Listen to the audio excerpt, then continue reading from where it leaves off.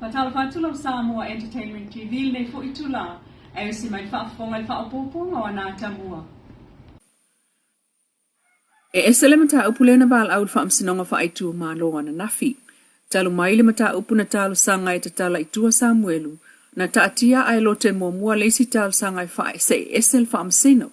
Pei na tolo maile mata upu lena ili whae se esel whaamsino moa na nafi, ai wa ese fo ileisi la asanga uo o yele mata upu lava lenei, o le ulua i talu sanga i te tala itua Samuelu, male fale pui, pei o le la asanga lena o ia na nafi, o le tal sanga lo ia Samuelu fetulanga aya, o le aso ia tu le lo ia mo Samuelu talu ua o ane ia fetulanga aya, le whaasolonga o mo lia ngā leo ili whaalafi o Samuelu.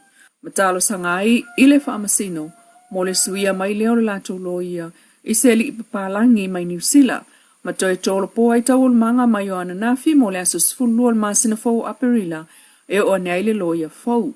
Ma whaato ailo aile nā taimi tawul manga o le tal sanga e whaase esel whaamsina o iei nei. Ina ia toe whaawa waile ulua i tal sanga o le tatala i tua o Samuelu maile wa ai ngā leo i tāna malala. E whaatali aile taimi o le lato whaamsinonga le masino me. O le whaamsinonga le nā, o lo omolia whaatasi aile whaipule i afpulea i sua, o teine a onga whaatangata whaasala lau o le NUS Lisa Marie, o leo sinia i a whaatau malama ma le whaltua o Samuelu. Inisi o tala toi tuli loa le mta upulava le maliwa i o tu au o lo whaanga solo pea su e ngā leo. Ile aveta avale na maliwa i le tama NUS leo tu au. Leo o tolu ta avale o lo maasalo mia iau fia ile van mawalunga o le Land Cruiser ma le Sport Noah van. Ai o mai nei na o le Sports Noah van o lo tau fia pea leo e ana ia e le tua ngane wha ale tu la fono po le brother-in-law o stasi sa avea ma whaipule sini o le HRPP no fo inga botua nai. O le tavale van maulalo lea, na avane leo le masina o te se malu o lua tolu, lea o lo o ta ua el tātou pa anga mai tutonu, o lo o ta o fia pea, ai o lo o te ena e le ana le tavale sona so o tanga ili maliwa tu au maltino. Talu mai lava le tau sanga ilua whelua sifulu ele ito iei se isi tangata na wha mawina i Samoa, o a fia i sia mol HIV e mafua ile AIDS, vanga na lava le to sifulu lua o lo o iaie o mai nei. Peita ai au mai nei fautuanga whaalawa i tele le mtanga luenga le soifua malolo ina Samoa. Ile pipisi o le siamol HIV e afua ile AIDS tono fiti. Lea ua o atu le selau fitus fuluisi tangata whaopopo i fiti. Wa afia ile siamol HIV mo o atua ile fase lau sfulima. E au fia i matamaiti e to o sfutasi. I to tono le tau sanga e tasi lua olua tolu.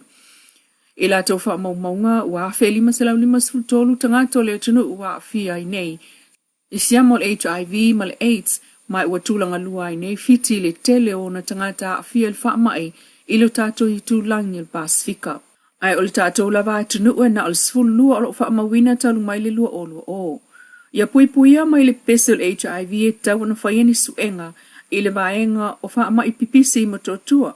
Ma ua whautua ina le whao ngāo pa uwhai usunga mo le saonga le mu. Ia tasi lau pa anga, matau ma mau mai le whiu swa i ma lau pa anga pe a whai tele o talitunuina o lo o saonga le mu. O le siama o le HIV, po le Human Immune Deficiency Virus, e nā te oso wha ili ngā solonga malolo ina o ne ula masela o le tino o le tangata, wha solo tuai ina maua le AIDS, Acquired Immune Deficiency Syndrome, pe a le whaia tonga fiti e tatau wai. E mawhai ona pepesi mai li tangata wa fia, e ala ili toto o le sua susu o le sua vai mai totonga sa se itulau, o feu sua inga le a feia, e au fia ai ma le wha o ngā le mua se itulau ai o nila. Peita e lo wha apea mai fo in tanga luenga soifua malolo ina e le pipisi, i se kisi, po le opopo, po le ai whaatasi. E se fulu tasi tesi mal whamiliona ta la le tupe mama le pulenga wafu mamalaiva alele o le SPA po le Samoa Ports Authority, na maua o le tausanga whae tupe tolu sfulu yunilu o lua tolu. Na babai e se ai le tolu miliona iwa se lau iwa tasi afeta la o whaasiaki ma avatu le mtanga luenga o business il malo. Malona Minister Public Enterprises MPE le tinuu whaumina wen so o yalo. O le Minister wafu mamlaiva lele le fionga olo o fuafitiva ai na whai masui al pulenga le SPA wha o atu le lato wha manuyanga le MPE. Mai whaamtalanga whaalawa i tele mtanga luenga, o ilo ai o le fitua ili nei o tausanga so o maua pēpolo fiti, Ale pulenga o le spam fa amtu atua I tupe iana fa paanga. E iai le malo Samoa e pei o na iai lalo tula fono le Public Bodies Act lua o lua tasi. Mai le lua o sulfitu lua o lua tolu na si I lava ilunga tupe maua I le lua sfutolu miliona ono se lau sfutasi afe tolu se lau lima lua talau tu inatu le malo Samoa. Sano ai fo ile ofisili le sunga soalo kuresa soalo o le SOE o se mitanga le pulenga o le si itia pea o tūlanga tau tupe maua mai ngā ruenga whaatino. Mai vi ia I lava whaapa anga ma le malo o le au whai pisinisi o tangata o whaao ngā ina le wafu ma malaiva alele ai o le au whai ngā ruenga ngā lulue o afu ai li taun unga le lei o iai nei tupe maua. O le ustai mai lava lea a lai titi e o mai lava ina avea mata maita I tau po sa maulia mai ai lava lona sela o tau sanga le vaya sanei. Le fionga sister ma alia makilita le wai. O le tu aingo le SMSM Missionary Sisters of the Society of Mary Leilua. O le lima tau sanga talwaina ma wail tatu whata talnoanga ma le fionga sister makilita. Ina uasia siane I tua ilona ainga iloto pa. Sa ia talano ai taimi o lona tau mawhai mai o la ititi. Ma ana wona iai le nā taimi. Peitai, o le avea ai o iam tamaita I tau po sa iai fo o iona lu I tau. Ai o lona ia lava lea vala au. O le whai o le tautua whaalawa I tele I tamaita I o le tautanunga. E le whaamantunga o lon se lau tau sanga soifua, o lo o iai lava ona whaamoemoenga I tamaita I tau po sa I sanga mata I tuina pea, la tau maftanga lilo ma le atua. E wibo mai ato e sau ninga ma tau maa vaenga whaale kale sia, whaale anga nuu anga I whanua, whaale ainga, ma le fionga se Yuli Paul Volbok I le asona nafi, pe tai o le tamali o le amana tua pea I Samoa lona sao, I le atina ina o le atunuu, ai mai se o tulanga tau I ta longa maua onga.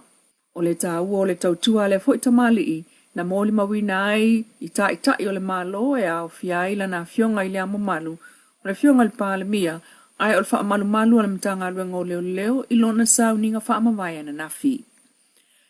Le Samoa Entertainment TV mai e pia.